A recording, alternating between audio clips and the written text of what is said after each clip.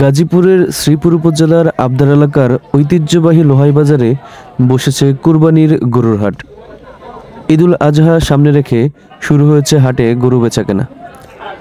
তবে এবার হাটের শুরুটাই হয়েছে একটানা বৃষ্টির মধ্য দিয়ে।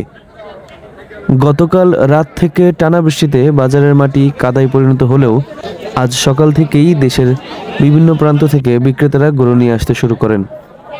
সকাল পেরিয়ে দুপুর হতে না হতেই ক্রেতারাও ভিড় করতে থাকেন বাজারে। অনেকেই এসেছেন শুধু বাজার পরিস্থিতি দেখতে, দাম কেমন, গরু কেমন তা যাচাই করতে।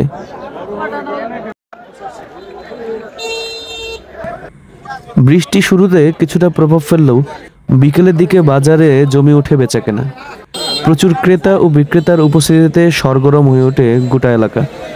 তবে ভিড়ের মধ্যে সতর্কতার পরামর্শ দিচ্ছেন অভিজ্ঞরা, কারণ গরুর হাটে একটু অসতর্ক হলেই ঘটে যেতে পারে দুর্ঘটনা।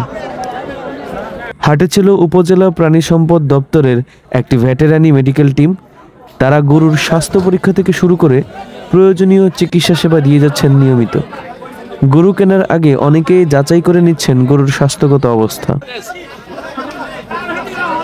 বাজার কমিটি সার্বক্ষণিক নজরদারিতে রয়েছে হাট। নিরাপত্তা ও শৃঙ্খলা বজায় রাখতে তারা কাজ করছেন সবসময়।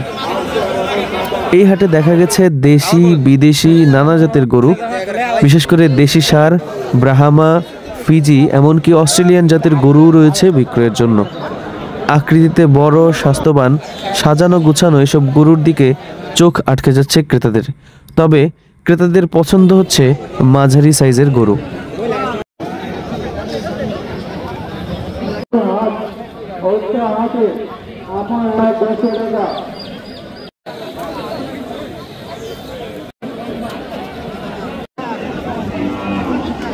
এদিকে অনেকেই সামাজিক যোগাযোগ মাধ্যমে ভিডিও আপলোড করার জন্য বাজারে ঘুরে ঘুরে ভিডিও করছেন, লাইভ দিচ্ছেন ফেসবুকে।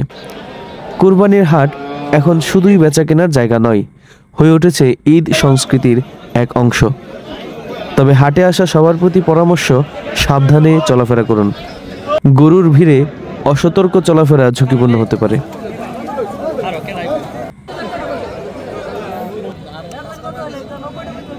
কত